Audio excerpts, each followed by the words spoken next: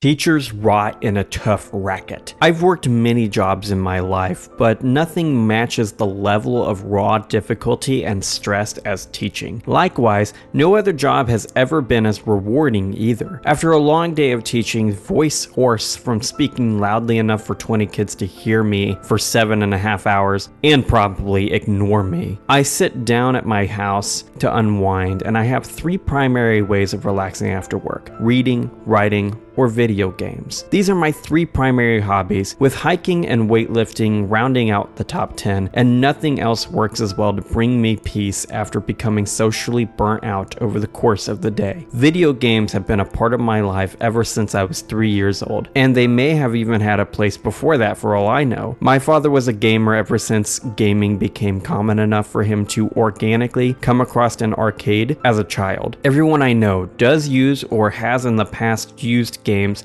to de-stress at the close of day, yet adults are still criticized for liking video games, infantilized by people who just don't understand. You're watching Real Deal Games, and if you like what you watched today, consider subscribing and leaving a comment. Today's topic is an important social one, and I'd love to discuss it with you all in the comment section below. Me liking video games has been a point of contention for relationships in my life, and I've always been proud of myself for being true to myself rather than shaving off a piece of who I am to fit the rigid definitions of worthiness to gain conditional love from people who would never do the same for me. The core rhetoric, the logical fallacy employed, was simple. Games are for kids and you're an adult. How could you still like video games? This is a limited mindset crafted by people who clearly do not understand the wealth of variety within the medium, and is the product of an uncompromising adherence to perceived social norms without considering the wide scope and profitability of the media format. Video games are a larger industry than the entire music, film, book, and sports industries combined, and you'd think in a capitalist society such as the United States that such impressive depths of wealth would add legitimacy to the hobby, but that is not the case. I've never cared if someone didn't like me for being a gamer or if they considered the time I spent playing games wasted. I enjoy games, they help me relax, and I love discussing them with my friends and through platforms such as YouTube. I started this channel because of that love, and it would be the complete truth to say video games fundamentally changed my life for the better, since they provided me with an escape from my awful childhood. In 2017, I graduated from college and started my teaching career. I had spent my college years processing and healing from childhood trauma, expanding my hobby horizons, and committing time to my existing and budding friendships. I hadn't grown out of video games, much like most people born in the 90s. In fact, I had gone deeper into gaming, jumping into Final Fantasy XIV with my brother and From Software's back catalog of Souls games. The Souls series made me love the medium again, and I consumed Dark Souls 2, Dark Souls, Bloodborne, Dark Souls 3, and Demon's Souls in that order, alongside revisiting one of my favorite games of all time, Age of Empires 2. I balanced my game time and reading time with the demanding nature of being a first-year teacher with the worst group of students I've ever had to work with. The first thing a student ever said to me in my career was, "We've got the last 2 guys to quit teaching forever, and by the end of the year, we'll get you to quit too." And these students tried their hardest to make that prophecy a reality. I would work from 7 a.m. to 2 or 3 a.m. at times, and I would do that days in a row to get my curriculum up to snuff and to keep up with the administration aspects of the job. And I did all of this for the annual salary of $37,000 a year. It was at this time I decided I wanted to start working towards the second major goal of my life, the first being achieved the instant I became a teacher. That second major goal was to have a family, and to that end I started dating. I would enter into a 2-year relationship with this girl from my hometown, and it would be one of the worst decisions I could have made.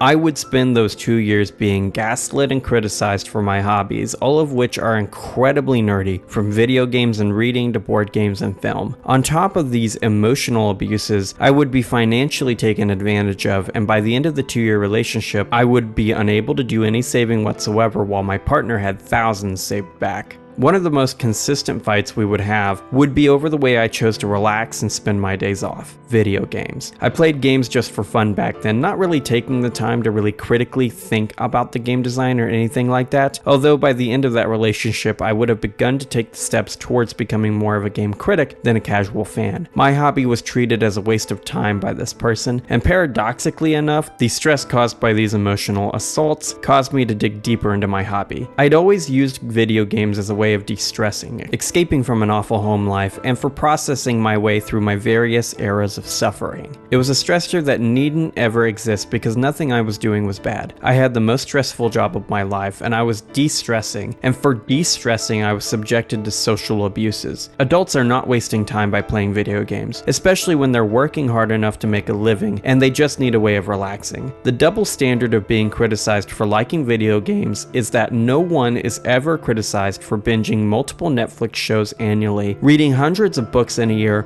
or watching every sports match that comes up on ESPN. Yet each one of these things aren't functionally different from enjoying video games for the same amount of time, and in each case, a person is relaxing after the stress of the day, doing what they love, and with the exception of individuals who are actively thinking about the media they're consuming, none of those people are doing anything in their life that they'll get anything out of. It is the purest hypocrisy of this infantilizing rhetoric, and is something I've gotten a double dose of in my life, because not only am I an adult who plays games, I'm a teacher as well. Teachers have to act like professionals at all times, but they don't have to be treated like professionals or socially as people. I don't mention the fact that I play and enjoy video games at work because it is something I've been looked down upon by coworkers and parents repeatedly. It is okay as a teacher to enjoy the most mainstream Netflix or HBO show. It is okay for a teacher to read books regardless of what those books are. It is socially acceptable for teachers to be super into sports and to talk about whatever game or season is going on. Yet it is not okay for a teacher to openly enjoy the full range of video games available, even though most games are made for an adult audience. And I think this comes from ignorance. Other teachers, parents, and people think video games are things like Call of Duty, Fortnite, Mario, or the arcade games of the 80s, free-to-play games on their phone, which completely ignores the vast range of experiences focused on complex storytelling, dynamic characters, and ingenious game design. Some stories can't even exist in any other media beyond video games, such as Dark Souls, which is one of the best stories I've ever experienced in my life. I worked with someone in the past who had a husband who loved to play COD, and while I myself have criticized COD-only gamers, I also understand what it is like to have one game that begs to be played over and over again. While talking about the way he prefers to play a game after work rather than going to do something else, another teacher responded that she would make fun of him for that, which is a statement that didn't sit well with me since I had already gone through that myself. The first teacher, the wife, even said she didn't understand his choice of game because she didn't understand why anyone would want to kill people in a game, ending her opinion by saying, "I guess I didn't have a bad childhood though." In both cases, there's a kind of elitism on display, the presumptuous predilection to determine what is an appropriate action for an adult to take and what is not. This is a lack of understanding and assumptions made by non-gamers that I think any adult gamer has heard in their life, especially if they're a man. There's this social expectation on men that all their free time should be spent in productive ways, which usually just means in ways that either make money or mechanical improvements to things. Even while living alone, I don't like talking about what I do after work because I'm tired of facing the constant criticisms. Online presence is considered personal life, yet teachers can and are held responsible for it all the time, which is why I don't broadcast my gaming habits on any form of social media beyond the closed social media gaming groups I'm in. With something so innocuous as gaming, no one should feel like they need to hide what they love to spend their time on. YouTube is something I would like to do, and I've genuinely loved my time on this platform so far. YouTube is so far removed from teaching in the rest of the world, there aren't many real-world consequences to expressing myself and my interests through this social media site. But I wouldn't be surprised that as I gain popularity, I will eventually have to choose between YouTube and my teaching job. No other job that pays this low has such strict social requirements, and it is something I don't think would be a problem if video games weren't so looked down upon by society in a surface level sense. And it's just this huge hobby double standard that no one seems to care about. The quality of a person shouldn't be partially determined based on the things they're interested in. It's a social construction I'm sure won't exist forever. We're already to the point where the vast majority of gamers are in their 20s and 30s, and as my generation and the following generations get older, I'm sure it'll become more and more socially acceptable to enjoy a video game after work, especially with the way staying single is far more common for people within my generation than in previous ones. And to close out this video, there's a few things I would like to hear from all of you.